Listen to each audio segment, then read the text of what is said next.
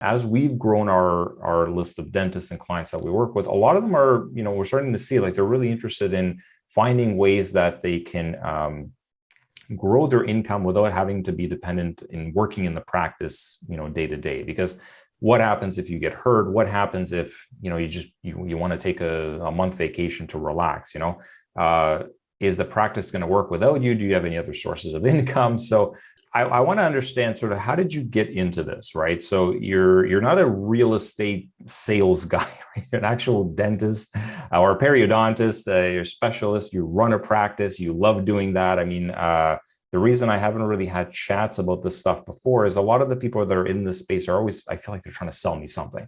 And when I met you, it's like, no, you're an actual dentist. You're not trying to sell me anything, right? You're just really passionate about this stuff. So how'd you get into this? Like, did you always like real estate? Was there, what attracted you to this space? Because this seems like such a night and day difference from your day-to-day work as a doctor, but you're very knowledgeable on the financial and the investment side of things. And I haven't really seen that before, at least not with the dentists that I've talked to. Yeah, I think it starts back to what happened to me when I got out of training. Mm-hmm. Because when you're a dental student or a resident, yeah, you rack up a lot of debt, but you always in the back of your mind think, well, I'm going to get out and have a good income, right? So it's not like I'm going to get out and make $10,000 a year and have a $500,000 student loan debt, So I never really thought much about it until right before I finished my training. My job offer fell through. And the problem was we had a 2-month-old, $300,000 in student loan debt.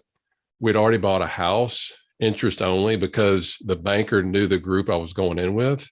Mm-hmm. So I had, hundreds and hundreds of thousands of dollars of debt getting out. I'm supposed to start practice in 2 weeks, but so it's like, now, it's like, what do you do? I don't know how to run a practice. They don't teach you that in dental school, which you would think they did. You would, they just teach you how to, work with your hands. So long story short, an endodontist reached out to me. He'd heard what happened. He said, look, something like this kind of happened to me too.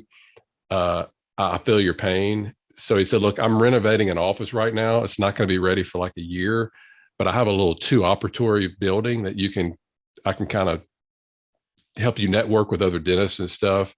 So I did that for a year. I mowed yards again, like I used to mow yards in high school. I was the most well-trained, most well-trained yard guy in the U.S. at that time. I never forget, I knocked on this lady's door. I used to mow her yard way back when. And she said, oh yeah, I remember you. What's going on? I said, well, do you need somebody to mow your yard? Because if so, I'm available. She said, son, aren't you supposed to be a doctor by now? I said, yes, ma'am, I am, but I'm broke, but you got to do what you got to do to make ends meet. Yeah. And, you got a kid to care for now. So, but looking back, what happened to me at that time, that really put me way back in the scarcity mindset, because mm-hmm. I was raised with a scarcity mindset just from parents. They did the best they can. We never hurt for anything, but blue collar parents, probably most people that's listening or watching this can attest to this. They've probably heard growing up before, we can't afford that. Mm-hmm. What do you think we are, made out of money? What do you think money grows on trees? Those sort of statements. We can't go on that trip. That's too expensive. So I always heard that. So that meant, well, there's not enough money to go around. And when you do get money, you just have to hold on to it really tight. So that really put me back to that thing that happened to me really got me into the scarcity mode. The only thing that I knew about at that time was Dave Ramsey. Mm-hmm. So I had been listening to him. So that was where I got my financial advice back then. So I've just followed his steps, listed out all the debt, smallest to largest, did the debt snowball. Took me about 7.5 years to get out of debt, paid off the house. And then it was kind of like, all right, now what? So didn't really know what to do. I just kept, doing money in my retirement account, this and that. But it took a to go, when you asked me about real estate, it took going snow skiing. So we went snow skiing in Colorado, got off the lift, kid cut in front of me. I swerved, I fell. And when I fell, I put my hands down and it bent my wrist back. Oh, And wow. Okay. that was like, God, I was like, man, and it hurt for a long time. And that was the first time I really thought, well, what if I couldn't work?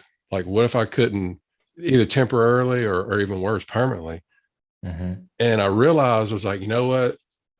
This is a really risky way to live, because I've Yeah. got my one income and my wife is my hygienist, but I'm mainly the sole breadwinner. It's kind of like, what do I do? And I knew I had to do something. So I just started researching, and there's, as you know, there's books and podcasts and articles and everything about money or whatever. But I took all that information and I narrowed it down into two things. Number one, 90+% of the millionaires had real estate in their portfolio. Mm-hmm. I didn't have any. Number two, most millionaires had anywhere from average 3 to 7 streams of income. And Mm-hmm. I had one.